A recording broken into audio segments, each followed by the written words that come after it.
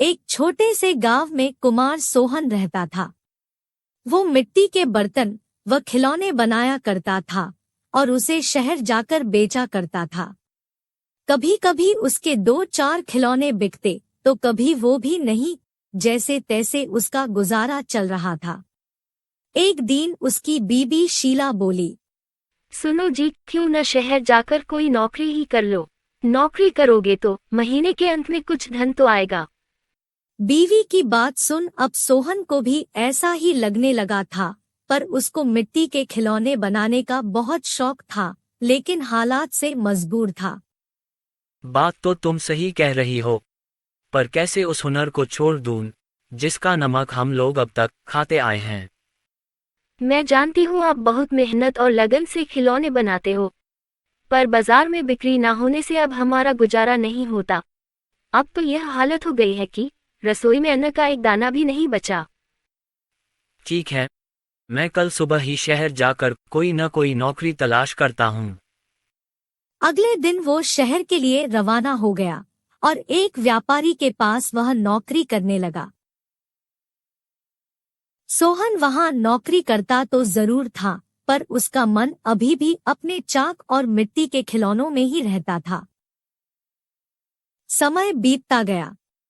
एक दिन शहर में जहां वह काम करता था, उस मालिक के घर पर उसके बेटे निखिल का जन्मदिन था। सब महंगे महंगे तोहफे लेकर आए। सोहन ने सोचा, क्यों ना मैं मिट्टी का खिलौना बनाऊं और बच्चे के लिए लेकर जाऊं, वैसे भी हम गरीबों का तोहफा कौन देखता है। यह सोचकर वह मिट्टी का खिलौना बनाया और बनाकर जन्मदिन पर ले गया। जब दावत खत्म हुई तो निखिल की नजर उस मिट्टी के खिलौने पर पड़ी। उसे वो हाथ में उठा लिया और खुश होकर और भी बच्चों को दिखाने लगा। खिलौना सभी बच्चों को बहुत पसंद आया और जिद करने लगे कि उनको भी वैसा ही खिलौना चाहिए। यह सब देख सभी मेहमान एक दूसरे की तरफ देखने लगे और एक ही बात पूछने लगे, अरे वाह, इतना शानदार तोहफा कौन लाया है? इतना महंगा तोहफा ये किसने लाया होगा? ये खिलौना तो शायद आपका नौकर सोहन लाया है। इतना सुनते ही सब हैरान हो गए। सभी एक दूसरे का चेहरा देखने लगे। तभी मालिक बोला, सोहन तो बहुत गरीब है, इतना महंगा खिलौना कहाँ से ला सकता है? हाँ, मैंने देखा है, ये खिलौना सोहन ही लाया है। ठीक है, सोहन को बुलाओ, उससे पूछो कि ये खिलौना वह कहाँ से खरीदा है। वहाँ सोहन आता है और सब उसी के तरफ देखते हैं। वह माहौल देखकर हैरान हो जाता है। मुझसे क्या गलती हुई, सब मुझे ही घूर रहे हैं। शायद मेरा खिलौना निखिल को पसंद नहीं आया होगा और बच्चों के सामने वो अपमानित होगा। कोई बात नहीं, मैं माफी मांग लूंगा। मालिक, क्या आपने मुझे बुलाया?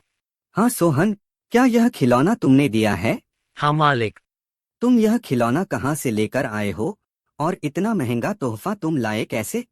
इतना सुन सोहन मन ही मन खुश होता है और मुस्कुराते हुए बोलता है, माफ कीजिएगा मालिक, ये कोई महंगा तोहफा नहीं है, यह मैंने खुद बनाया है। गांव में यही खिलौना बनाकर मैं अपने परिवार का गुजारा करता था, लेकिन इससे अब घर नहीं चलता, इसलिए आपके यहाँ नौकरी करने आया हूँ। अरे वाह, तुम क्या अभी है खिलौना बना सकते हो? और सभी बच्चे को तुम्हारा खिलौना बहुत पसंद आया है, इन्हें भी ऐसा ही खिलौना चाहिए। सोहन खुश होकर बोला, हाँ मालिक, बिल्कुल बना सकता हूँ। जब कल मैं आऊँगा तो खिलौना बनाकर लेते आऊँगा। अगले दिन सोहन ने शानदार रंग बिरंगे खिलौने बना कर दिए। यह देख मालिक ने सोचा, क्यों ना मैं खिलौने का भी व्यापार करूं। वह अपने बीवी से बोला, सुनीता, सोहन खिलौना बहुत अच्छा बनाता है, उसे खिलौना बनवाकर शहर में उसका भी व्यापार कर लें। उसे सोहन को उसके मनपसंद का काम भी मिल जाएगा और उससे अच्छी तनख्वाह भी मिल जाएगी, साथ ही साथ एक मोटी रकम हम भी कमा लेंगे। ये तो अच्छा विचार है जी। यह सोच मालिक ने सोहन को खिलौना बनाने के काम पर लगा दिया और बदले में हर महीने अच्छी खासी तनख्वाह देने लगा और रहने को घर भी दिया। यह सब पाकर सोहन और उसका परिवार बहुत खुश हो गया और सोहन को उसके मनपसंद का काम भी मिल गया। दोनों हंसी खुशी रहने लगे।